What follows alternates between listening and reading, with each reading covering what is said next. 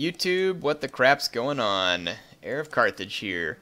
I am back in Total War Rome 2, and today we'll be taking a look at another online multiplayer battle. And this time I'll be playing as the Arevaci, and my opponent will be playing as Rome. He has brought a small number of highly upgraded Roman infantry. He's got 2 Eagle cohorts and 3 Praetorians. Very strong infantry. And then he's also got 4 Legionary Cav and 1 Praetorian cavalry. All of his units, for the most part, have upgrades on them. He decided to go for low numbers and high upgrades, kind of reminiscent of Rome 1. And I brought an Arevaci army here, which you all may not have seen a whole lot of these guys yet. My main line is all Scutari, and then up front I've got 6 Iberian skirmishers, which is kind of a light peltist unit, but capable of getting quite a few kills if used properly. I have 2 noble cavalry, which are very strong melee cav, and then I have 2 Celt-Iberian cav, which are kind of a lighter melee cav. I think I kind of overestimated these guys. I saw their price and assumed they were pretty good. They're actually not all that great. They don't even have 40 melee attack, which you can kind of get out of a lot of the other units. Over here I have an Iberian cav and a Celt-Iberian cav. Going up against mostly legionary cav, I felt like my guys would probably have a pretty good chance, and my opponent is running all of his units in flying wedge formation, which boosts his melee attack, charge bonus, and base morale, though it might have a detrimental effect on melee defense.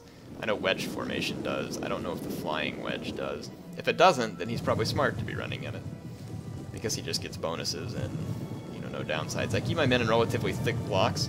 I've noticed recently that it's really not good to spread your units too thin. I'm going to take his guys head on.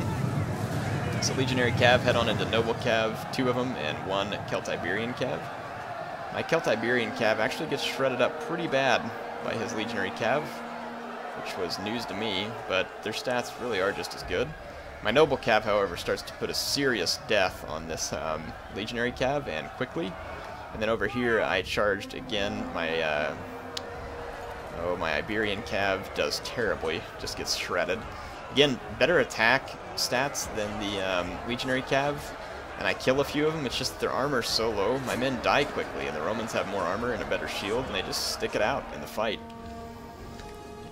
My opponent is using all of his cav against my own, though, and this means that his infantry is going to come under fire, and he marches slowly forward towards me, which is somewhat Romanesque, I guess, of old, to be very confident, but marching Praetorians slowly into javelin fire is certainly not what you want to do, as my men will get to throw all the javelins they want, and every Praetorian that I kill with those javelins is going to help me be more cost-effective. My Scutari, if they want to have any chance of winning this fight, are going to have the enemy units whittled down, which is precisely why I brought the javelins against Rome. It defends me against elephants, and it also allows me to whittle his infantry down to a point to where my Arevaci infantry might have some prayer of beating them.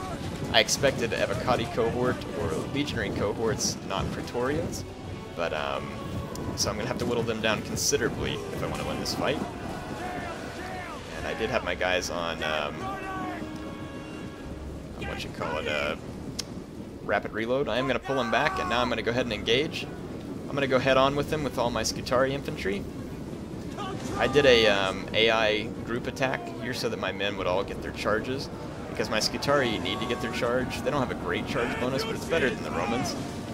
And I want to get a few kills on the Romans, and you can see that I do get a few kills.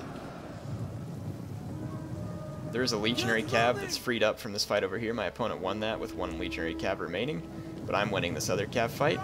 Didn't realize this Celt-Iberian Cav came back from routing. Over here, my Iberian swordsmen outflank this Eagle cohort, and they start to drop.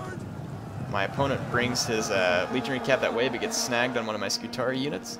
And here, his Praetorians still killed my Scutari, even under all the javelin fire, which I probably killed some of my own men as well. So that's how strong a Praetorian unit is, but hey, it's gone now. And then over here, his Legionary Cav is dying to my noble fighters and my Iberian swordsmen. This Praetorian busted through again. Even still, it was down to like 90 men and still has 40-something left. But my skirmishers are throwing the remainder of their ammo. It's definitely weakening the remaining Praetorian unit, which is the main one I'm concerned about. These Eagle cohorts will go down easier. But at this point, I have my noble fighters, which is my general. And these guys are pretty serious business. They're not quite as good as Lusitani nobles, but they're strong. And they're going to give these Praetorians a serious fight. I did use my general ability here to boost my morale and melee defense.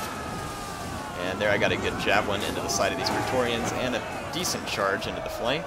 The Praetorians turned to face me, I believe. No? They're still trying to cut down my other men. Yeah, so the Praetorian Guard's starting to take some casualties to my noble fighters. And again, these noble fighters are going to be good. I've got Headhunt on, so they're clear up to 76 melee attack right now, which is actually higher than the Praetorians. Just the Praetorians are in formation attack, and then I'm going to go ahead and javelin them in the back too, for good measure. This is the last bit of ammo that I have for my Celtiberian skirmishers. Definitely a worthwhile expenditure of it. But I mean, these Praetorians are tough. They've already killed 20 of my noble fighters, and they still have 43 men left. This Eagle cohort, however, though, is about to get outflanked by Scutari and Iberian swordsmen. So those guys are finished. And then I have a cav unit coming into this noble cav. So the Roman infantry starts to crumble under their losses. They are very strong, and they're powerful units, but the Arevaci can field pretty decent sword units too. Not necessarily enough to go head-to-head, but you can see whenever it comes to a quality versus quantity match, it's not to say that you're going to win with the quantity every time, but it definitely gives you a potential advantage. One I was able to use. His men did get a good number of kills here. These Praetorians did, so did these. But like what is it, like 1,200 talents, I think, for Praetorian unit? Killing 2 units of Scutari entirely would just be a break-even point. And he didn't quite kill enough to even accomplish that. And it's because of my skirmishers getting a hold of his men. One of his units, a Legionary Cav, though, did very well for the price. That's always a benefit when you get a unit of that cost that turns out to do quite well. And then his Praetorian Cav actually did rather poorly, all things considered, when price is thrown into consideration. This noble Cav did very well. My skirmishers picked at some expensive infantry, and I would say paid for themselves, all things considered. My Celtiberian Cav, not as strong as I thought it was. And then my Iberian Cav reminding me why I shouldn't use it. And yeah, pretty much all my units, none of my units got a particularly large number of kills. It was kind of spread out over all my men. And in fact, my opponent killed more than I did because his army was half the size of me. But when you only have 930 men and 812 die, it's not a good thing. But good game to my opponent. Hope you all enjoyed it. HeirofCarthage signing off for now.